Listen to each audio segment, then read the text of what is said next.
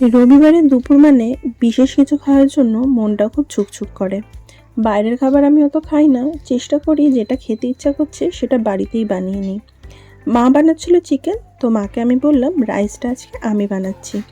তো রাইস বানানোর হলে শুধু রাইস কেন বানাবো, বানিয়ে নিলাম আমাদের বাঙালিদের স্পেশালিটি বাসন্তী পোলাও বা মিষ্টি পোলাও। তার জন্য আমি এখানে প্রথমে 2 কাপের মতন গোবিন্দভোগ চাল নিচ্ছি। আপনারা আতপ চাল দিয়েও করতে পারেন বা বাসমতি চাল দিয়েও করতে পারেন। তবে হ্যাঁ, যেই চালই নেন না কেন চালটা কিন্তু যে কোনো কাপ বা বাটি দিয়ে মেপে নেবেন। কেন মেপে নিতে হবে সেটা পরে বলবো। চাল একবার নেওয়া হয়ে গেলে সেটাকে খুব ভালো করে ধুয়ে নিতে হবে। 3 থেকে 4 বার এটাকে খুব ভালো করে ধুয়ে নেবেন। এরপর স্টার্চটা বেরিয়ে যাবে, ততক্ষণ অবধি এটাকে ধুয়ে নেবেন। তো চালটা একবার ধোয়া হয়ে গেলে তারপর এটাকে শুকাতে হবে। তার জন্য আমি একটা প্লেটের মধ্যে চালটাকে ছড়িয়ে দিচ্ছি। চালটাকে ভালো করে ছড়িয়ে 10 মিনিটের মতন পাখার তলায় রেখে নিলেই চালটা কিন্তু একদম ঝরঝরে হয়ে যাবে। দেখুন চালটা আমার শুকিয়ে গেছে, একদম ঝরঝরে হয়ে গেছে।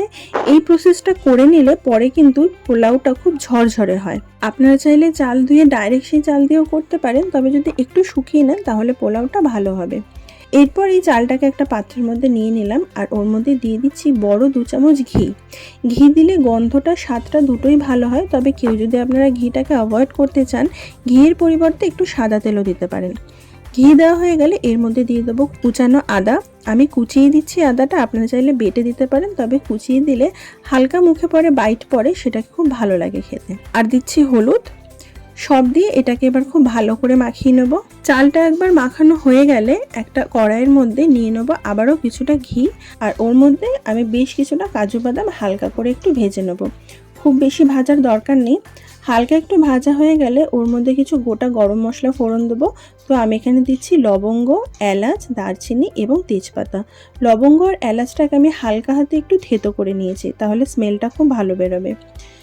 মশলাগুলো একবার ভাজা হয়ে গেলে গন্ধটা বেরিয়ে আসলে তখন ওর মধ্যে আগে দিয়ে মাখিয়ে রাখা রাইসটা দিয়ে দেবেন।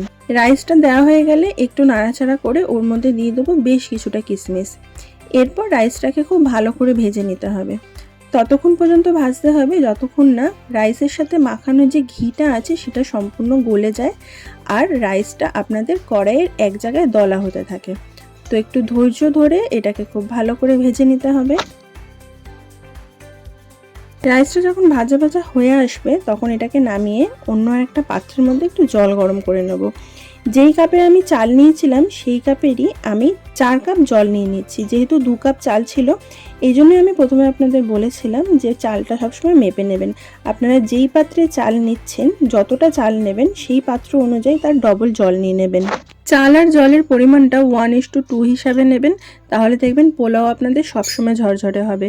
পোলাও বানানোর ক্ষেত্রে কিন্তু জলের পরিমাণটা খুব ইম্পর্টেন্ট, আর চেষ্টা করবেন সবসময় গরম জলই দিতে। তো জলটাকে আমি এখানটা ভালো করে গরম করে নিয়েছি। ফুটানোর দরকার নেই, হালকা একটু গরম করে নিলেই হবে। গরম জলটাকে তারপরে আমি এই চালের মধ্যে দিয়ে দিচ্ছি, দিয়ে এটাকে খুব ভালো করে নেড়ে নেব।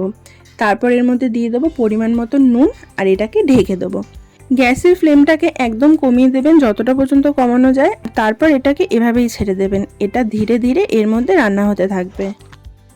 যখন বুঝবেন যে আপনাদের চালগুলো মোটামুটি সিদ্ধ হয়ে এসেছে ঢাকাটা খুলে দেবেন। দেখুন আমার চালটাও কি সুন্দর সিদ্ধ হয়ে গেছে। এটাকে এবার হালকা এবার একটু নাড়িয়ে নিচ্ছি, আর নাড়িয়ে নিয়ে এর মধ্যে এরপর আমি দিয়ে দেবো চিনি। যেহেতু মিষ্টি পোলাও তাই চিনিটা একটু বেশি দিতে হয়, তবে আপনাদের স্বাদ অনুযায়ী চিনিটা আপনারা দিয়ে নেবেন। চিনি দিয়ে এটাকে হালকা করে একটু মিশিয়ে নেব, আর মেশানো হয়ে গেলে চালগুলোকে সব এক জায়গায় জড়ো করে নেব। আর এর উপর দিয়ে দিয়ে দেবো কয়েকটা কাঁচা লঙ্কা। কাঁচা লঙ্কা এইভাবে দিয়ে দিলে গন্ধটা খুব সুন্দর বেরোয়। কাঁচা লঙ্কা দিয়ে এটাকে তারপরে ঢেকে দেবো।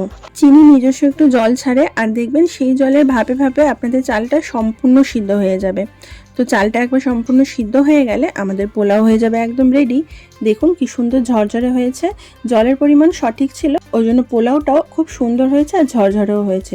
চলুন এটাকে এবার নামিয়ে সার্ভ করে নিই। আমার রবিবারের দুপুরে লাঞ্চ তো একদম রেডি।